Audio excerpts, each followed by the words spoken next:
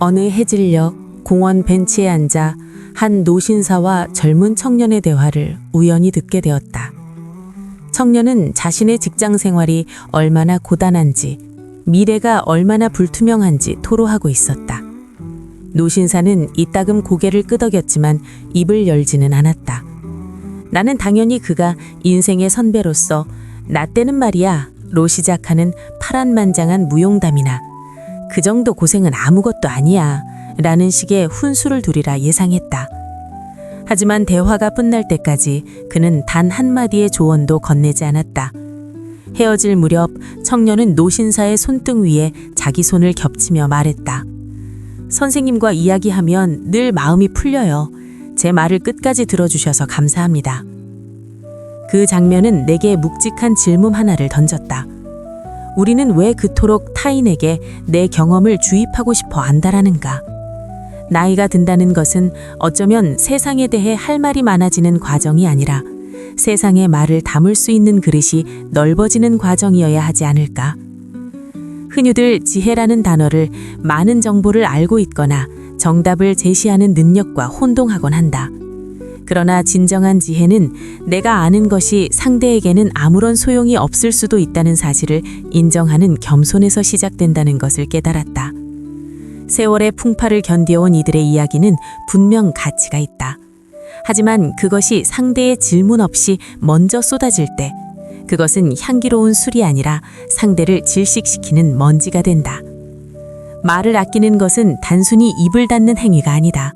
그것은 내 안에 요동치는 인정받고 싶은 욕구를 누르는 고통스러운 수행이다. 내가 해봐서 아는데? 라는 문장이 목구멍까지 차오를 때 그것을 삼키고 상대의 눈동자에 머무는 슬픔을 먼저 읽어내는 것. 그때 비로소 대화는 정보의 교환이 아닌 영혼의 공명으로 바뀐다. 나이든 이의 품격은 그가 얼마나 멋진 말을 하느냐가 아니라 그가 얼마나 깊은 침묵으로 상대를 안아줄 수 있느냐에서 결정된다는 사실을 나는 그 공원 벤치에서 보았다. 청년이 떠난 뒤 혼자 남은 노신사의 뒷모습에서 나는 고요하게 흐르는 깊은 강물을 보았다. 그 강물은 아무런 소리도 내지 않았지만 주변의 모든 풍경을 넉넉히 비추고 있었다.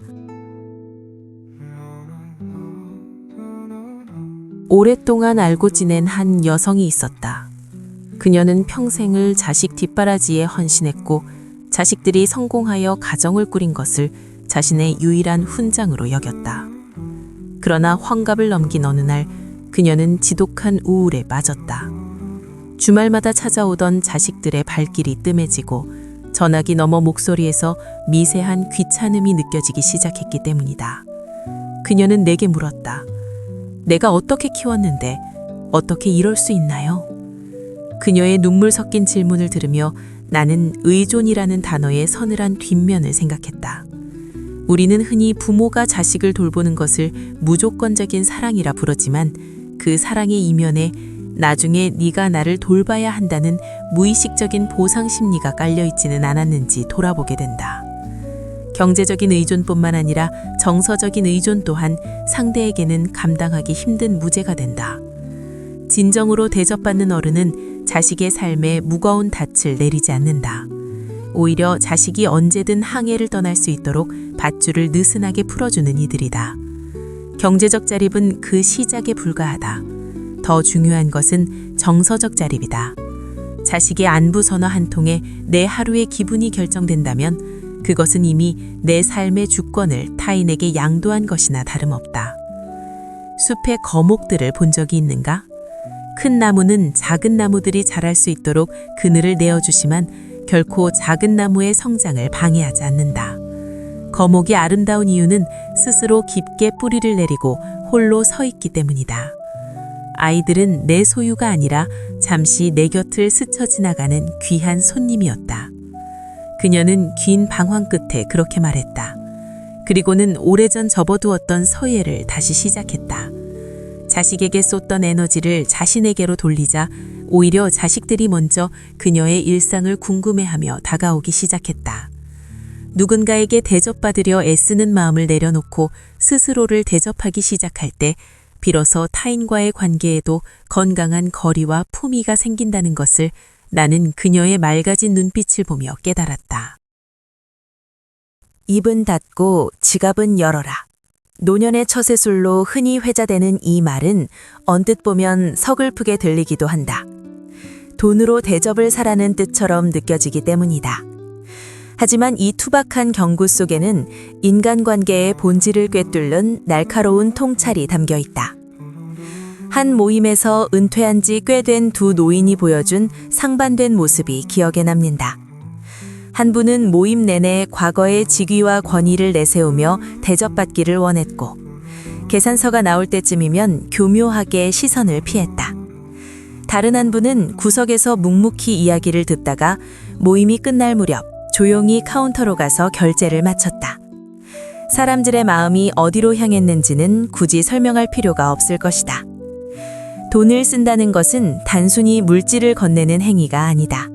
그것은 나는 당신과의 이 시간을 소중히 여기며 당신의 수고를 덜어주고 싶다는 무언의 배려다.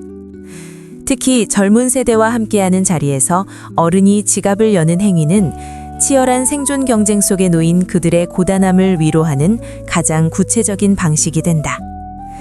권위는 요구한다고 해서 생기는 것이 아니다.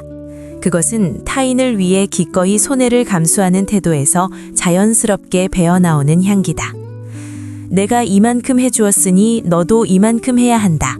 는 계산기를 두드리는 순간 모든 호의는 거래로 전락한다.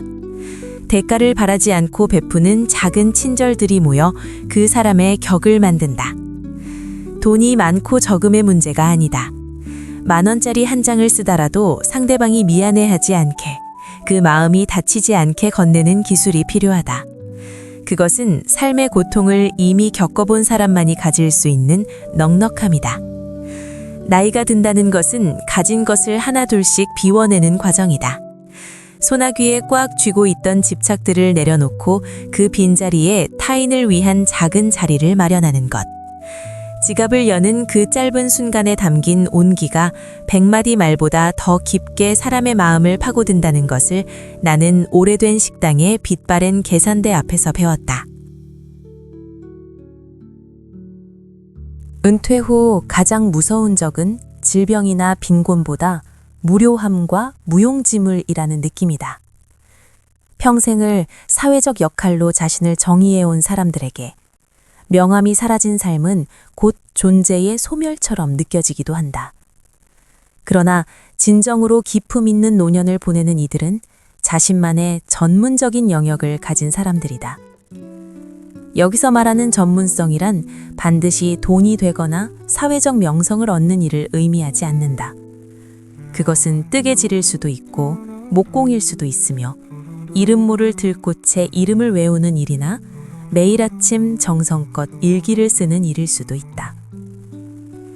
중요한 것은 보상과 상관없이 오직 나 자신을 위해 몰입할 수 있는 무엇이 있느냐는 점이다. 자신만의 세계가 단단한 사람은 타인의 시선에 휘둘리지 않는다. 누군가 나를 알아주기를 갈구하며 주변을 서성이지도 않는다. 홀로 있는 시간의 고독을 창조적인 에너지로 바꿀 줄 알기 때문이다. 한 번은 은퇴 후 정원을 가꾸는 분을 만난 적이 있다. 그는 매일 아침 흙을 만지고 잡초를 뽑으며 식물들과 대화했다. 그의 손톱 밑에는 늘 흙대가 끼어 있었지만 그의 표정은 그 어떤 고관대작보다 평온하고 고귀해 보였다. 그는 내게 말했다. 꽃들은 내가 누구였는지 묻지 않아요. 그저 내가 오늘 얼마나 진심으로 물을 주었는지만을 기억하죠. 그의 말은 내 가슴에 깊은 울림을 주었다. 우리는 평생 타인의 눈에 비친 나를 만드느라 정작 진짜 나를 돌보는 법을 잊고 산다. 나이가 들어서야 비로소 우리는 타인의 기대라는 외투를 벗어던지고 내가 정말로 좋아했던 것이 무엇인지 찾아 나설 기회를 얻는다. 자신만의 취미를 전문화하고 그 안에서 기쁨을 찾는 행위는 쇠락해가는 육체에 생명의 숨결을 불어넣는 일이다. 무언가에 열중하는 노인의 눈빛은 청년의 그것보다 깊고 형형하다. 그것은 삶의 거칠애를 걷어내고 본질에 닿은 자만이 가질 수 있는 빛이다. 나만의 숲을 가진 사람은 외롭지 않다. 그 숲에는 늘 새로운 생명이 움트고 사계절의 변화가 풍성한 이야기를 들려주기 때문이다.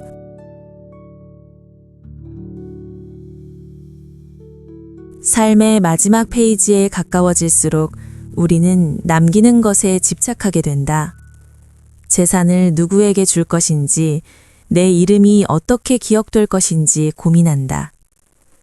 하지만 진정으로 위대한 유산은 눈에 보이는 물질이 아니라 내가 떠난 자리에 남겨진 온기와 여백이다. 품격 있는 노년은 자신의 자리가 영원하지 않음을 겸허히 받아들이는 데서 완성된다. 박수 칠 때 떠나라는 말처럼 후배나 자식들에게 기꺼이 자리를 내어주고 뒤편으로 물러날 줄 아는 용기가 필요하다. 그것은 패배가 아니라 생의 순리를 따르는 가장 고결한 결단이다. 우리는 흔히 끝까지 무언가를 쥐고 있어야 대접받는다고 믿는다. 권력을, 돈을, 영향력을 놓지 않으려 발버둥친다. 그러나 꽉 쥔 주먹에는 아무것도 담을 수 없다. 손을 펴야만 타인의 손을 잡을 수 있고 비워야만 새로운 공기가 흐를 수 있다. 아름다운 노년은 마치 잘 익은 과일이 나무에서 스스로 떨어지는 것과 같다. 과일이 떨어지는 이유는 나무를 괴롭히기 위해서가 아니라 대지에 자신의 씨앗을 심고 나무가 더 높이 자랄 수 있도록 돕기 위해서다. 그 퇴장은 슬픔이 아니라 새로운 시작을 위한 축복이다. 나는 죽음을 앞둔 한 노인이 자식들에게 남긴 짧은 편지를 본 적이 있다. 나를 기억하려 애쓰지 마라. 대신 너희가 서로 사랑하는 순간마다 내가 그 곁에 있을 것이다. 나는 이제 기쁜 마음으로 빈자리가 되련다. 그 편지를 읽으며 나는 비로소 알게 되었다. 사람이 줄 수 있는 가장 큰 선물은 그가 떠난 뒤에도 남아있는 평화로운 기억이라는 것을. 대접받으려 했던 모든 욕망이 사그라진 자리에 오직 사랑과 배려의 흔적만이 무늬처럼 남는다는 것을.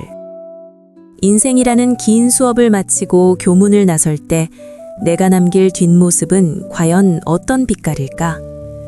그 질문은 오래도록 내 삶의 머리맡에 머물렀다. 비로소 나는 조금 더 가벼워질 수 있을 것 같았다. 이제야 비로소 익어가는 법을 아주 조금은 알 것 같았다. 당신이 머물다 간 자리에 남을 향기를 생각합니다. 오늘 당신의 침묵이 누군가에게는 가장 따뜻한 대답이 되기를 바랍니다.